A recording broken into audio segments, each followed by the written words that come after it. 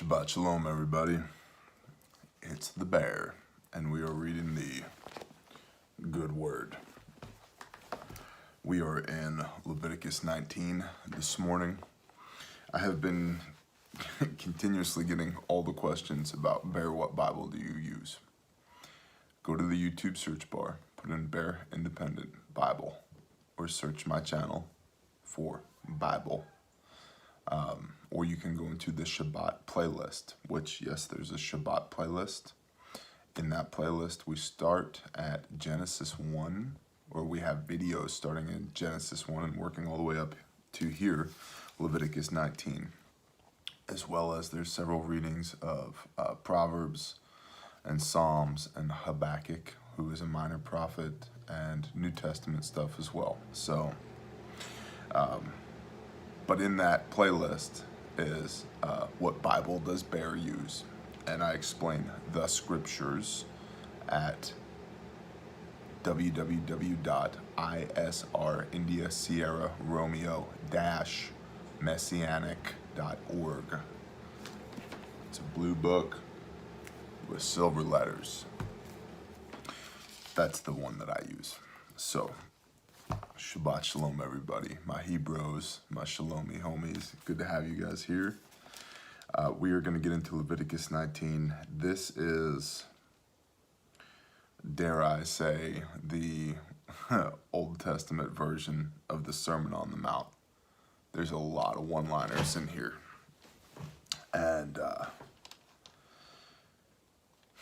we're going to do a little bit of flipping today. And we're going to do flipping just to show that this stuff that we're going to hear today is not only still in play today, but it was understood by the patriarchs of our faith as well as our Messiah, and taught by the patriarchs of our faith and by our Messiah and by his apostles.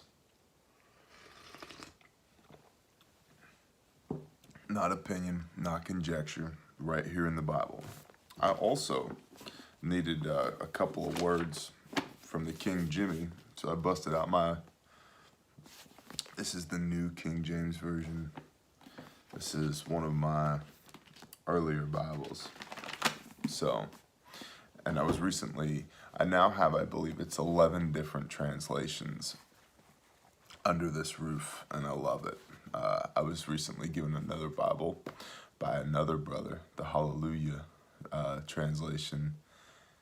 Appreciate you, man. That's awesome. And it's got, I should have got up and grabbed it, but I didn't.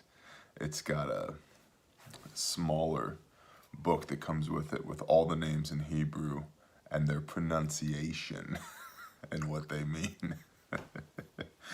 Which I guess was a joke because of the when speaking Hebrew. And all right, so we'll just start in Leviticus 19.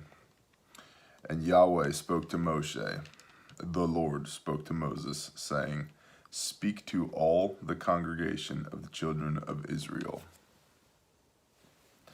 That right there is our first full stop. We're half of a sentence in. All the congregation of the children of Israel. This is for everybody. I have that underlined in my book. Speak to all the congregation of the children of Israel. It is underlined. It has 3 stars next to it. And I have the words, all the people. That's including us, written in the margin. And Yahweh spoke to Moshe, saying, "Speak to all the congregation of the children of Israel, and say to them, be set apart, for I, Yahweh, your Elohim, am set apart." In fact, we'll just dive into the King Jimmy right quick. Leviticus 19. Assuming we can get our fingers on these pages. "You shall be holy, for I, the Lord your God, am holy." Okay. You gotta understand that holy means set apart, and they both mean sanctified. It's all the same. So to be holy, when somebody says, "Oh, that thing's holy," well, If it's set apart unto the Father, then yes, it is. Which, very important that you understand. I grew up in a series of churches that said, no, only one man was ever holy. Only one man was ever righteous, brother.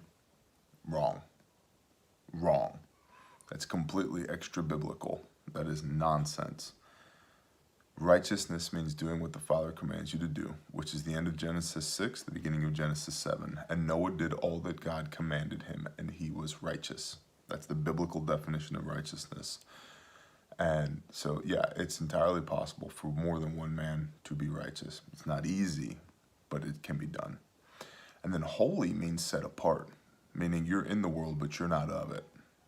We're here, but we're not partaking in all of this nonsense. We set ourselves apart unto Yahweh, unto the Father. So, be set apart because he is set apart. That could be a sermon in of itself. And remember, not Pastor T, Brother T. This is not the relationship. This is the relationship. Be set apart, for I, Yahweh, your Elohim, am set apart. Each one of you should fear his mother and his father, and guard my Sabbaths. I am Yahweh, your Elohim. Each one of you should fear his mother and his father, and guard my Sabbaths. I am Yahweh, your Elohim. Who am I? Guard my Sabbaths. Remember in Exodus 20, the 10 Commandments, the fourth commandment is remember my Sabbath and keep it holy, keep it set apart. Here we are. It's Sabbath day for me, right? When I record these, it is the first thing in the morning on Saturday, Shabbat. Remember it and guard it. It is the only command that says remember these things.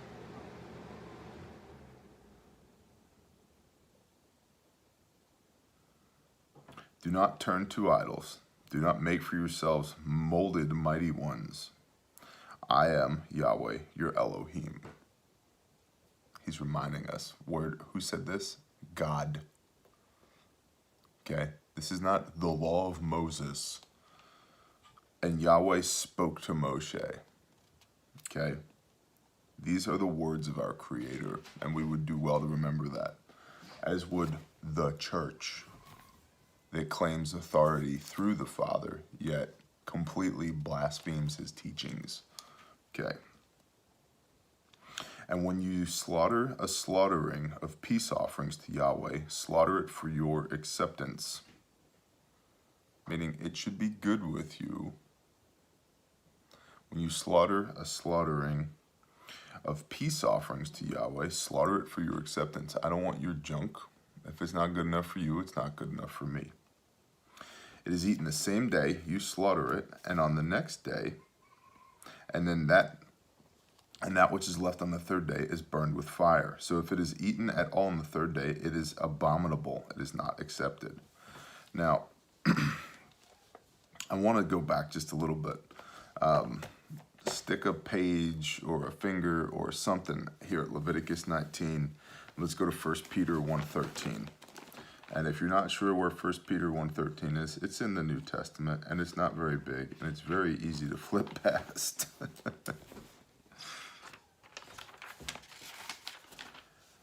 1 Peter 1:13, and bear with me. There it is. It's right after James. 1 Peter 1:13. Therefore, having girded up the loins of your mind, being sober, set your expectation perfectly upon the favor that is to be brought to you at the revelation of Yeshua Messiah. As obedient children, not conforming yourselves to the former lusts in your ignorance. Instead, as the one who called you is set apart, so you should also be set apart in all behavior. Because it has been written, be set apart, for I am set apart.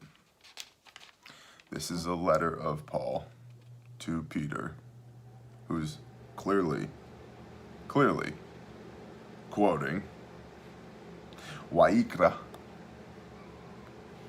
Leviticus, okay?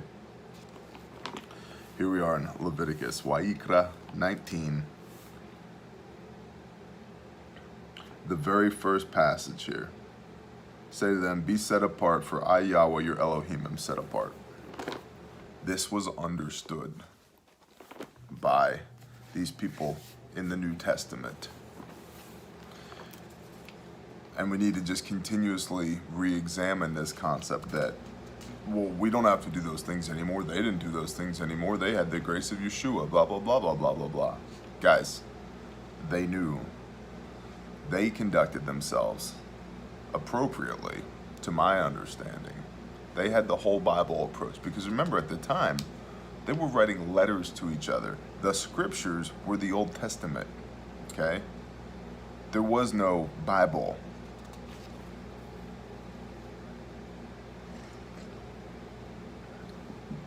I need more coffee. All right, so anyway, there's 1 Peter 1:13.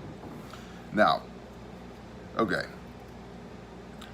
So then it says, I was talking about peace offerings. If it is eaten the same day, you slaughter it, and on the next day, and on that which is left on the third day is burned with fire. That's Leviticus 7:16 to 18. So you can just flip back to Leviticus 7:16 to 18. And but whatever is left of the flesh of the slaughtering on the third day is burned with fire. However, if any of the flesh of the slaughtering of his peace offerings is eaten at all on the third day, it is not accepted. It is not reckoned to him who brings it. It is unclean to him, and the being who eats of it bears his crookedness. So in fact, I'm going to just put a note right there, Leviticus 19.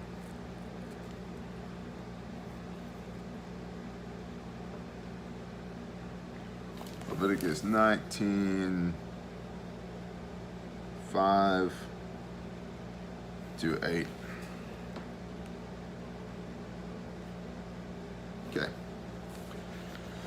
So, we have reinforcement here. And he who eats it bears his crookedness, because he has profaned the set-apart offerings of Yahweh, and that being shall be cut off from his people. And when you reap the harvest of your land, do not completely reap the corners of your field, or gather the gleanings of your harvest. And do not glean your vineyard, or gather every grape of your vineyard. Leave them for the poor and the stranger. I am Yahweh, your Elohim. We don't need to turn there, but you can if you want to, or just write this in the margin of your Bible. Ruth 2:2. Ruth, remember the story of Ruth. Or if you don't remember the story of Ruth, just read Ruth. It's a short story. And by the way, just when I say I make notes in the margins of my Bible, this is what I mean. I keep it full. One day, somebody other than me will possess this book, and they will flip through it, and they will get an insight into my mind and my understanding of all this. I hear people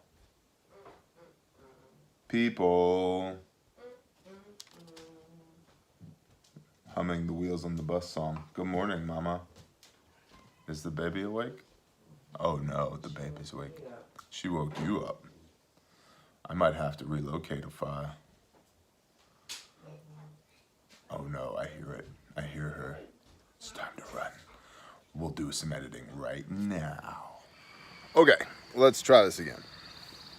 So, the story of Ruth, Leviticus 19. Yeah, we're down here by the creek.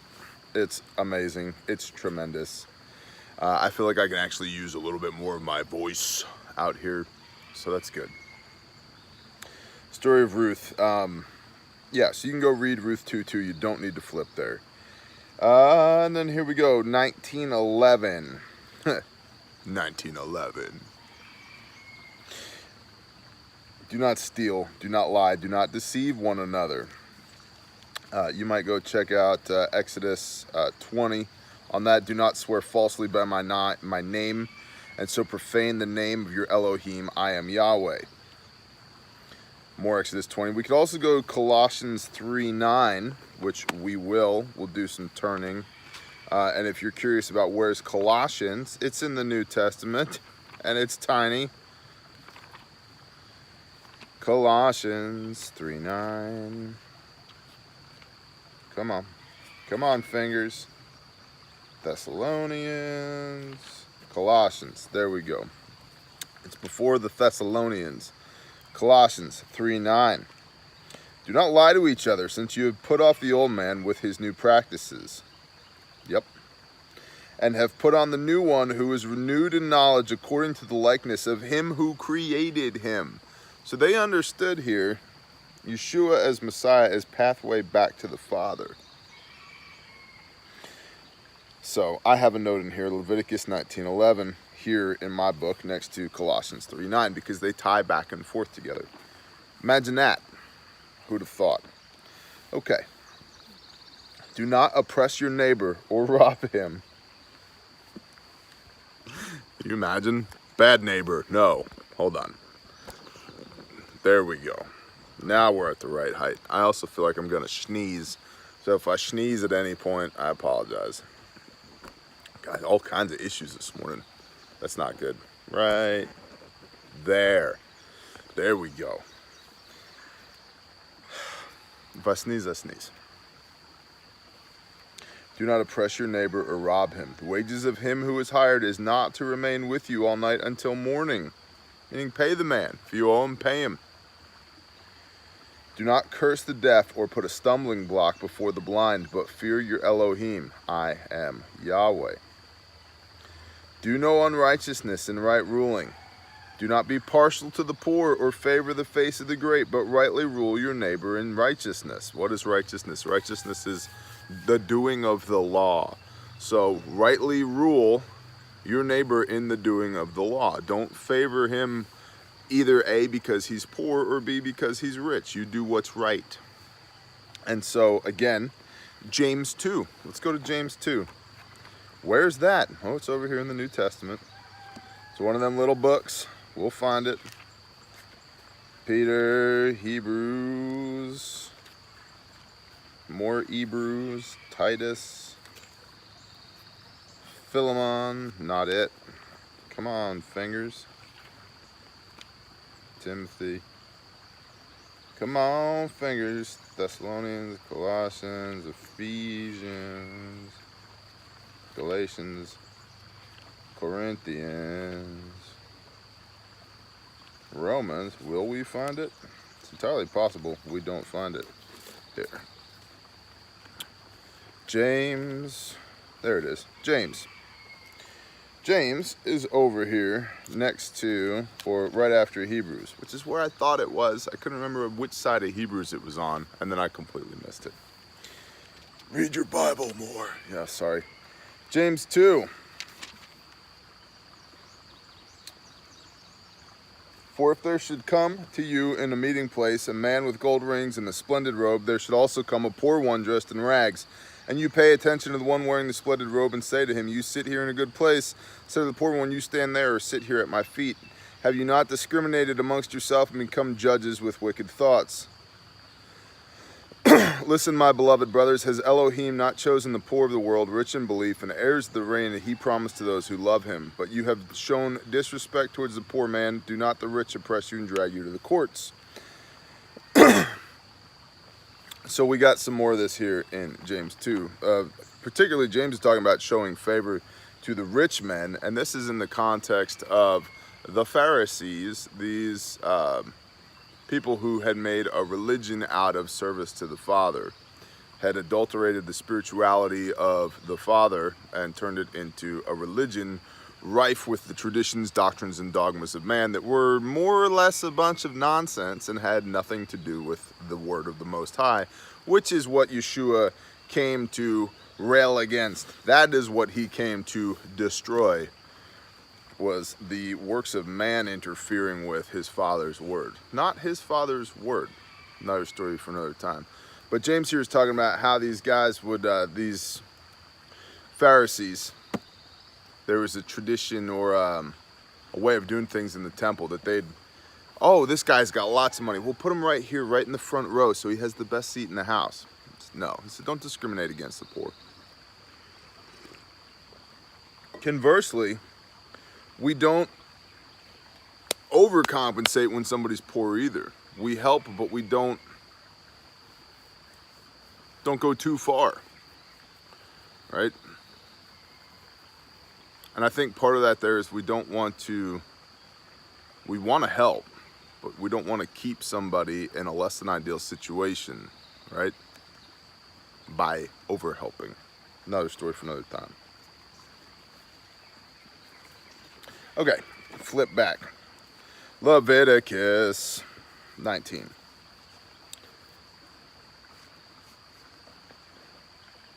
Do not go slandering among your people. Do not stand against the blood of your neighbor. I am Yahweh. Do not hate your brother in your heart. Reprove your neighbor for certain and bear no sin because of him. Don't hate him, but reprove him. Hey bro, in love, that thing you did, that was messed up. We need to work on that. Or, and that could be somebody talking to me, or me talking to somebody else, or something. And there's the slightest bit of rain shower going on right now. It's very interesting. You guys probably can't see it.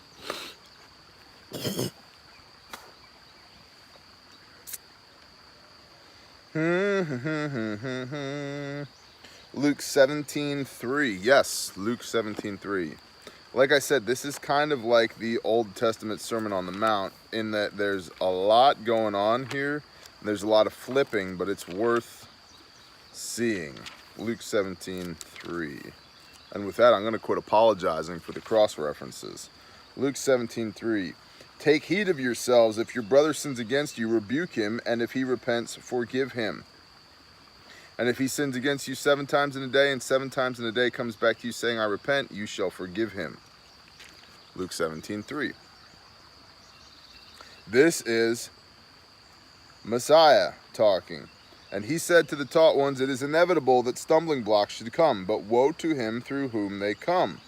Meaning, yeah, stumbling blocks are going to come, but you don't be a stumbling block. This is Messiah talking. It would be better for him if a millstone was put around his neck and he were thrown into the sea than he should cause one of these little ones to stumble. Take heed to yourselves. If your brother sins against you, rebuke him, and if he repents, forgive him. This is Messiah talking. A little guy you might have heard of named Jesus. Well, actually his name's Yeshua or Yehoshua, but whatever. So yeah, right here we have in Leviticus 19:17, we have Luke 17:3. Do not take vengeance or bear a grudge against the children of your people, and you shall love your neighbor as yourself. I am Yahweh. I'm telling you, man, it's all one-liners in here. Matthew 22:34. Yup. Or if you can just write this in the margins. You don't necessarily need to flip, but you could write these in the margins. Gonna need more coffee. 22:34. Matthew 22:34.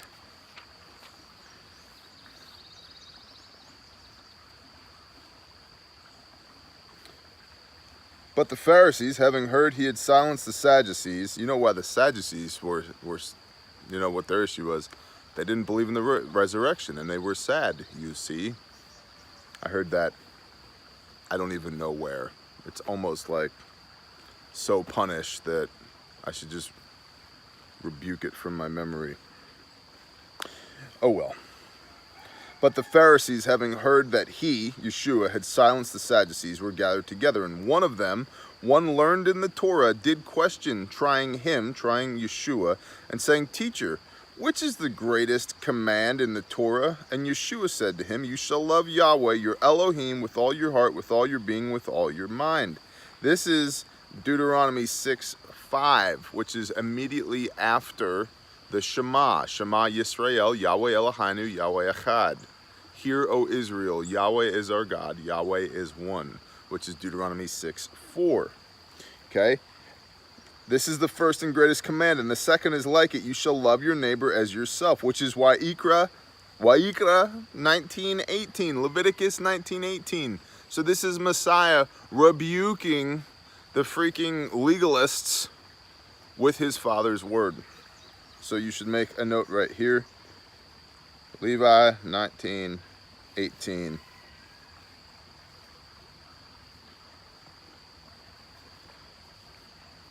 On these two commands hang all the Torah and the prophets. Yep. I would agree, sir, I would agree. But again, proving the point that this stuff is not dead and gone. It is not done away with. It was not nailed to the cross. It was not. The issue that Messiah took with the legalists was how they had adulterated this word with their own traditions, their own doctrines, their own dogmas of man, and had made it impossible to keep his Father's law. And so when you hear it said that it's impossible to keep that law, it is. It is. Even the law of the Father is impossible, which is why we have a mediator of a renewed covenant, Hebrews 8:6, 8:8, 8:10. However, Yeshua rails against the Pharisees. You brood of adders, right? You freaking jerks, man. You've made it impossible. You've made it a burden to keep my Father's law. Come to me, all who are weary, all who need rest. My burden is easy, my yoke is light. All y'all who are tired of trying to jump through these legalistic hoops, my burden is easy, my yoke is light. That being the Torah. This is how you conduct yourself. Says Yahweh, says our Creator, not says Moses. This is the law of the Father handed to Moses. And we should remember that. We would do well to remember that. This wasn't like a cute idea that Moses had, okay? And Yeshua consistently rebukes the Pharisees and the Sadducees by saying, you don't know Moses, so you don't know me. Okay, Yeshua taught and expanded upon the teachings of Moses, which came straight from the Father, as we're seeing here. Okay. Leviticus 19:18, do not take vengeance or bear a grudge against the children of your people, and you shall love your neighbor as you love yourself. I am Yahweh. Guard my laws. Guard my laws. Period. Do not let your livestock mate with another kind. Do not sow your field with mixed seed, and do not put a garment woven of two sorts of thread upon you. Now, this is Deuteronomy 22:9. Deuteronomy Devarim 22:9. Do not sow your vineyard with different kinds of seed, lest the yield of the seed which you have sown and the fruit of your vineyard be defiled. Do not plow with an ox and a donkey together. Do not put on a garment of different kinds of wool and linen together. Oh, make tassels on the four corners of the garment which you cover yourself. Yep. So, this little passage right here, the mixed seed passage, gets all kinds of hate, all kinds of misunderstanding. We're going to see within the context of 20, Leviticus 20, which is where we're headed next, that the entire reason all of this is being taught, I am Yahweh your Elohim. The Father is constantly reestablishing his authority. This is the Father talking to you, the congregation, the children of Israel. Why? So that when you go into this land where I'm going to dispossess these people, you don't do the things that they do. You will be set apart. That's the beginning of Leviticus 19.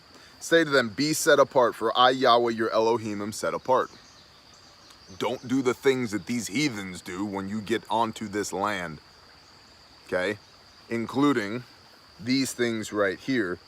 Guard my laws. Do not let your livestock mate with another kind. Do not sow your field with mixed seed. And do not put a garment woven of two sorts of thread upon you. The end. Be set apart. All of this is in the context of not doing the things that the heathens in the land that they are going to possess do. Right? So that they will visually be set apart. Physically set apart. They don't do the same things. Okay. And when a man has intercourse with a woman who is a female servant, engaged to a man, and to be ransomed, but she has not been ransomed, nor set free, there should be an inquiry, but they are not put to death because she was not free.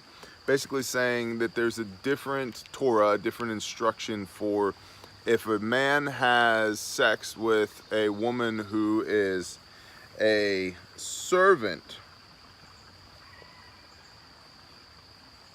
we don't kill them. There's an inquiry, but we don't kill them. I have a note right here in the margins that says, still researching, ... I haven't come to a fullness of understanding on that particular passage yet, which is okay. All things in due time.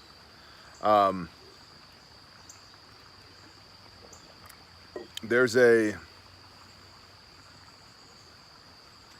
a part of me that anything to do with servitude, indentured servants, slaves, just gets pissed instantly. Like instantly. I don't know. So I'm still researching that. And as we've seen elsewhere in this book, the instruction is not to take slaves. The instruction is, if you end up with these people, remember that you yourself, this is in Exodus, you yourself were recently slaves. Treat them well. And here's the rules around treating them well. Don't be a-holes. So, yeah. 21. And he shall bring his guilt offering to Yahweh at the door of the tent of appointment, a ram as a guilt offering. And the priest shall make atonement for him with the ram of the guilt offering before Yahweh for his sin which he has done, he being the man who had intercourse with the woman who's a female servant. And the sin which he has sinned shall be forgiven him. And when you come into the land and have planted all kinds of trees for food. Why is all this important? And when you come into the land, this is the context that we're talking about, okay? So remember that as far as mixed garments, mixed seed, donkeys breeding with horses, or I don't even think that's possible. So forth, so on. I have a raging headache right here. It's like a face ache. This is good stuff. When you come into the land, planted all kinds of trees for food, then you shall reckon their fruit as uncircumcised. For 3 years it is as uncircumcised to you, it is not eaten, it's unclean. And in the 4th year, all its fruit is set apart, praises to Yahweh. And in the 5th year, you eat its fruit, so that it yields to you. I am Yahweh, your Elohim. So when you plant fruit trees, the first 3 years, you don't eat any of the fruit, you don't take any of the fruit. Why? Because you're encouraging it. This is totally agricultural. You're encouraging it to store energy in its roots, not its fruit. Oh, no roots, no fruit. Imagine that. Okay, so that it forms good roots. The 4th year, all of its yield is set apart to Yahweh. Take that stuff to the tent of appointment. The 5th year, man, you can eat its fruit so that it increases its yield to you. Why do you do this? So that it increases its yield to you. If you eat that fruit those first few years, it's not going to have strong roots, which means it's never going to be a great producing tree. But if you don't, that's going to encourage it to put energy back into the root system. Good strong tree that increases its yield to you. I am Yahweh, your Elohim. Okay. Leviticus 19:26. Do not eat meat with the blood. That's Acts 15:19 through 21. Why not? Not like we got anything better to do. Acts 15:19 through 21. We talked about this last week as well. 19, 15, or 21. I'm sorry, Acts 15:19 through 21. I know the words. Acts 15:19 through 21. Therefore I judge that we should not trouble those from among the nations who are turning to Elohim, but that we write to them to abstain from the defilements of idols, and from whoring, and from what is strangled, and from blood. For from ancient generations Moshe has in every city those proclaiming him, being read in the congregations every Shabbat, every Sabbath. Okay. That's the book of Acts, New Testament. Just so we're all on the same page here. Do not practice divination or magic. Do not round the corner of your head, nor destroy the corner of your beard. These were particular grooming practices of the people in the land that they were going to dispossess. Do not fit in. Be peculiar. The Father says elsewhere, my people are a peculiar people. They stick out. Yeah, I've got my Zitziot on right now, my Hebrew IFF, which, you know, if you look for, you get in the habit when you're a Hebrew of looking for Zitzi. I mean, I do. And it's, I mean, for me, can I get this one off of here? For me, I'm checking belt lines anyway, like looking for bulges, that guy's carrying a weapon, blah, blah, blah, blah, blah, blah. It's very nice to, I don't think I can get this one off of here. We'll try this one. Very nice to see Zitzi. Now this one is getting a little beat up. See that one? I'm losing some tassels here, man. But this is from Numbers 15, I believe it's 1537. Zitziot, the tassels, and it's Hebrew IFF, man. When you see the tassels, you know, hey, man, that guy's a commandment keeper right there, or that girl's a commandment keeper. Those are our people. We need to, you know, build relationships with them. Go talk with them. We need to build relationships with everybody. Talk with everybody. But it's nice when you see somebody who has the same convictions you do. All right, coffee. Do not make any cuttings in your flesh for the dead, nor put tattoo marks on you. I am Yahweh. Well, good thing that we've got the grace of Yeshua Messiah. I have a significant number of both tattoos and cuttings. Which is literally another story for another time. But yeah, we don't do that. And I can tell you, at least with the cutting part of it, that there's definitely demonic influence there. Yeah, whole nother story for another time. But I mean, nor put tattoo marks on you. I am Yahweh. That sucks for me. Because I'm like, man, I really want some more tattoos, and I'd love to get some like good tattoos, like tats that glorify the Father. But he says, no, you don't do that. Do not profane your daughter by making her a whore. That right there, I mean, like, I have a 12-year-old daughter. She's starting to, you know, develop as a young lady. So, somebody a while ago was describing their wife. And he said, she's got the physique of a surfboard. My daughter is going from having the physique of a surfboard to blossoming into a young woman. And as such, there's considerations there for modesty, right?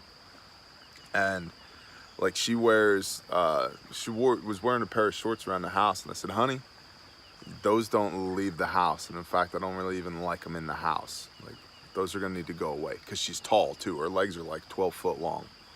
And she just kind of gave me a look, and I poked her in the back of the leg. Just poked her. She's like, what'd you do that for? I said, now imagine if that's somebody's eyes. So have you ever felt somebody just looking at you? She's like, yep. I said, well, you're coming into an age where people are going to start looking at you for less than honorable reasons. And where I poked you, their eyes are gonna poke you. Are you comfortable with that? She said, no. She went in her room, put on a pair of jeans. Bless you, honey. I love you. Thank you. Do not profane your daughter by making her a whore, so that the land does not whore and the land becomes filled with wickedness. Guard my Sabbaths and reverence my set-apart place. I am Yahweh. Guard my Sabbaths. Do not turn to mediums, and do not seek after spiritists to be defiled by them. I am Yahweh, your Elohim. I gotta tell you, I know that there's some of you within the sound of my voice who have dabbled with or are currently engaged in ghost hunting, communing with spirits. You need to stop. You need to stop, and I mean this in love. You need to stop. It's dangerous, spiritually dangerous. The strength of Yeshua Messiah and the authority over all things in heaven and earth by the Father through him to you can protect you from those things. But there's so much bad there. So much. And the other thing to understand is there's a couple things here. Number one, Hasatan, the Nachash, Satan, quotes scripture to Messiah while tempting him in the wilderness. Off the top of his head, baby. Don't think for a moment that these things won't lie to you. I'm Grandma Millie. I'm stuck in the ether and I miss my husband John. And really it's something that's, right? Impersonating Grandma Millie. There's nothing keeping these things from lying to you. And they will. And they do. And you need to be extremely careful with what doors you open because they're incredibly difficult to shut again. Believe me. And some of you I have discussed this with in person. And so I'm just telling you point blank, you need to stop. You need to stop. Because right here, Leviticus 19, do not turn to mediums and do not seek after spiritists to be defiled by them. I am Yahweh, your Elohim. Okay? I'm saying it in love. Knock it off. Stop. Okay. Especially Ouija boards. Oh. Get rid of it. Rise up before the gray-headed, and you shall favor the face of an old man, and shall fear Yahweh. Fear your Elohim, I am Yahweh. Be honorable to your elders. Honor your elders. And when a stranger sojourns with you in your land, do not oppress him. Let the stranger who dwells among you be to you as the native among you, and you shall love him as yourself. For you were strangers in the land of Mitzrayim, strangers in the land of Egypt. I am Yahweh your Elohim. Do no unrighteousness in right ruling, in measurement of length and weight, or in measuring liquids. Be fair and honest in your calculations.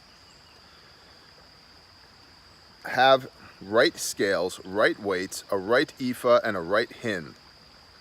These are hin and an ephah are units of measurement. I am Yahweh your Elohim, who brought you out of the land of Mitzrayim, and you shall guard all my laws and all my right rulings, and do them. I am Yahweh. Guard and do. Guard and do. Cool. Video's gonna go long. What else is new? Backstretch. Celebratory chapter ending coffee. Fabulous. All right. Leviticus 20.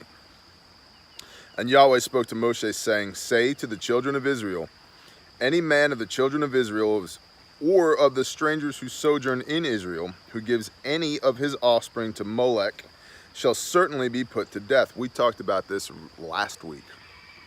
Offering your children to Molech. Disgusting practice back in the day. And in fact, Oki Stormchaser had very interesting anecdotal comments in that video regarding the destruction of Carthage by the Romans, I believe. And yeah, good. People like that should be destroyed.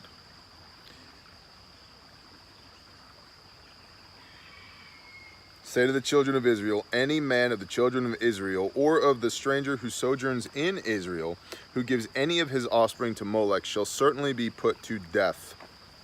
The people of the land shall stone him with stones. Stones. And I shall set my face against that man, and shall cast him off from the midst of his people, because he has given of his offspring to Molech, so as to defile my set-apart place and profane my set-apart name. The first directive we get in this book is be fruitful and multiply. Hashtag go team. Get it on, baby. Make some kids. And if the people of the land all hide their eyes from the man, doing one of these, as he gives any of his offspring to Molech, they do not kill him. If you choose to look the other way at this abomination, now he's talking to you, he's talking to me. If we choose to not look this thing head on, and we turn our head away from this abomination, then I shall set my face against that man and against his clan, and shall cut him off, and all who go whoring after him, even go whoring after Molech, from the midst of their people. And the being who turns to mediums and to spiritists to go whoring after them, I shall set my face against that being, and cut him off from the midst of his people. And you shall set yourselves apart, and shall be set apart, for I am Yahweh your Elohim. And you shall guard my laws and do them. I am Yahweh who sets you apart. The Father's making a point here. You do his things, not everybody else's things. You be set apart because he is set apart, and you do the set apart things. You don't do all this other worldly nonsense.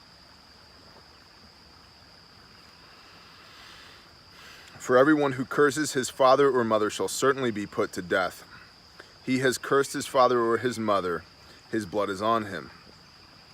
Now, it says here, for everyone who curses his father or his mother, and I think that that's often taken as like a speaking bad about or cursing to your father and mother, but it literally just got done talking about offering your children up to this pagan lowercase g god and dealing with spiritists and divination.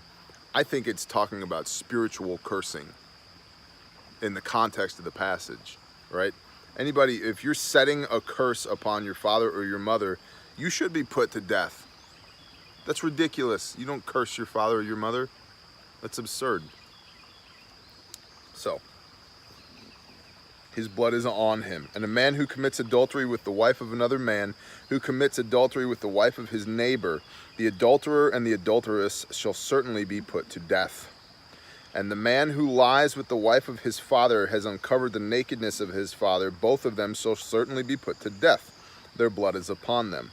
Now we get into a long list here, starting with this in 2010 and working all the way down to 2022, where I'm just going to plow all of that because this all deals with sexual relations that are not permitted per Yahweh.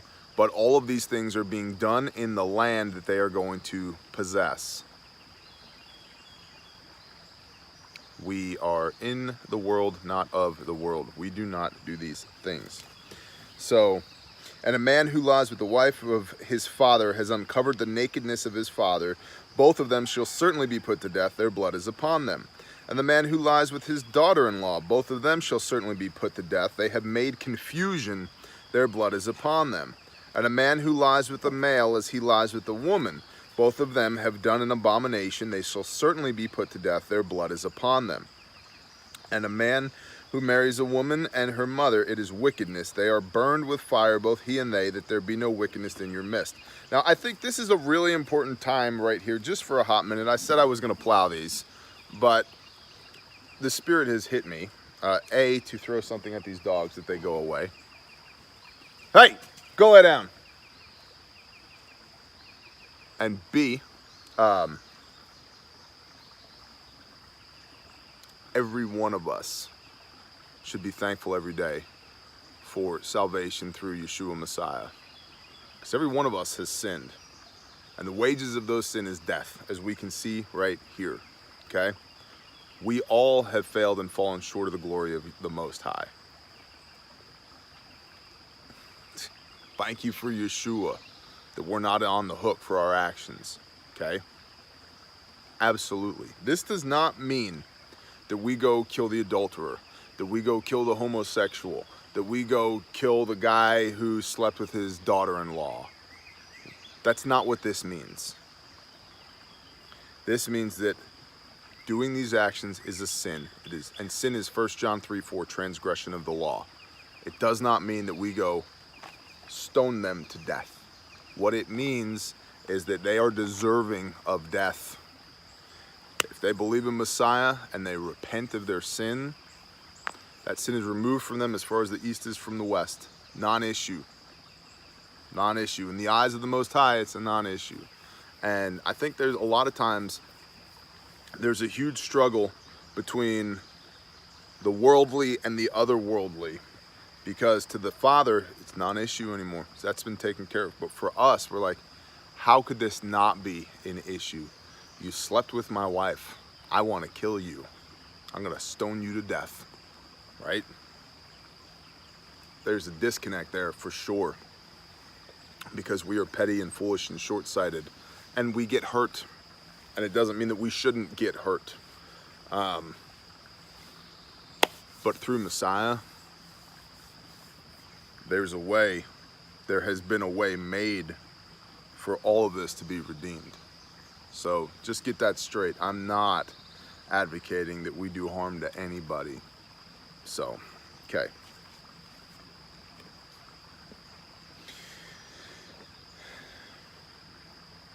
And a man who marries a woman and her mother, it is wickedness. They are burned with fire, both he and they, that there be no wickedness in your midst. And a man who has intercourse with a beast, he shall certainly be put to death, and the beast you kill. And a woman who approaches any beast and mates with it, you shall kill the woman and the beast. They shall certainly be put to death. Their blood is upon them. And a man who takes his sister, his father's daughter, or his mother's daughter, and sees her nakedness, and she sees his nakedness, is it loving commitment? And they shall be cut off before the eyes of their people. He has uncovered his sister's nakedness, he bears his crookedness. And a man who lies with a woman during her sickness and uncovers her nakedness, he has laid bare her flow, and she has uncovered the flow of her blood. Both of them shall be cut off from the midst of their people. And do not uncover the nakedness of your mother's sister, nor your father's sister, for that is laying bare one's own flesh. They bear their crookedness. You will suffer the consequences. Bearing your crookedness means you will suffer the consequences. And a man who lies with his uncle's wife, he has uncovered his uncle's nakedness. They bear their sin and die childless. Ooh. And a man who takes his brother's wife, it is uncleanness. He has uncovered his brother's nakedness. They are childless. And you shall guard all my laws and all my right rulings and do them, so that the land where I am bringing you to dwell does not vomit you out. What is the context of all of this? You should put a big star right next to that. Where'd my pen go? Right here, right here, right here. And you shall guard all my laws and all my right rulings and do them, so that the land where I am bringing you to dwell does not vomit you out. And do not walk in the laws of the nation which I am driving out before you, for they do all these, and therefore I loathed them.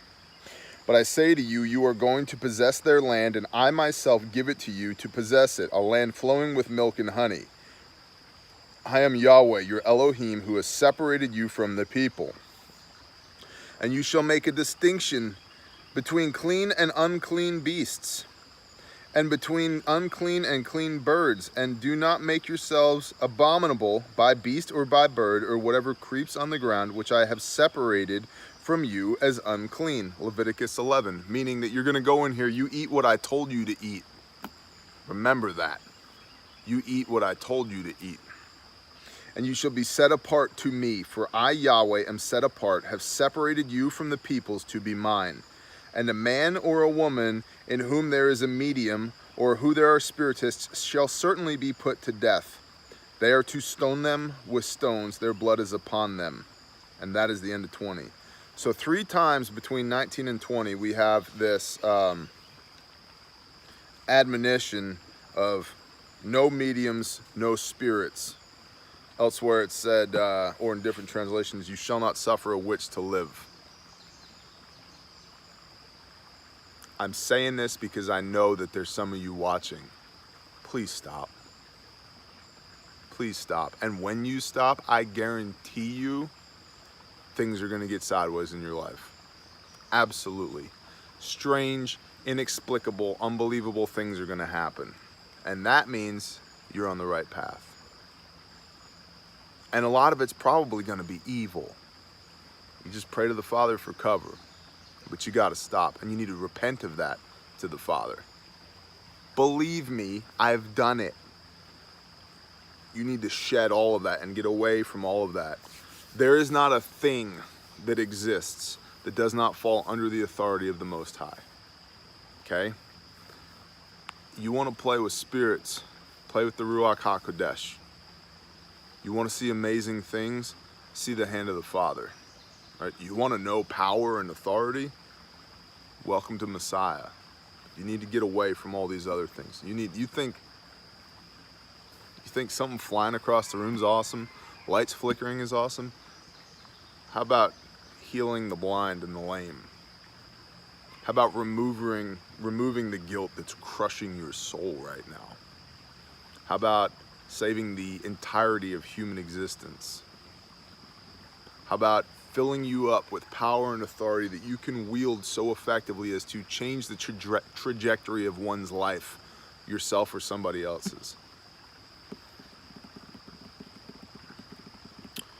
Spirits. And I know that there will be attacks because of this. I know it. On me and on everybody else. Don't care. I rebuke it all in the name of Yeshua Messiah. Come at me, bro. You got nothing.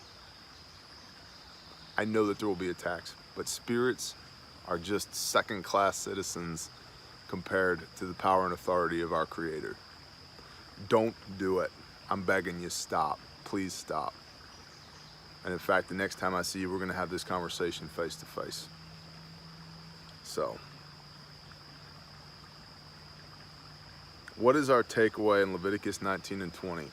Well, first and foremost, we can see that these concepts, Old Testament concepts, were not just understood, but they were taught and revered by Messiah himself and his taught ones, his apostles.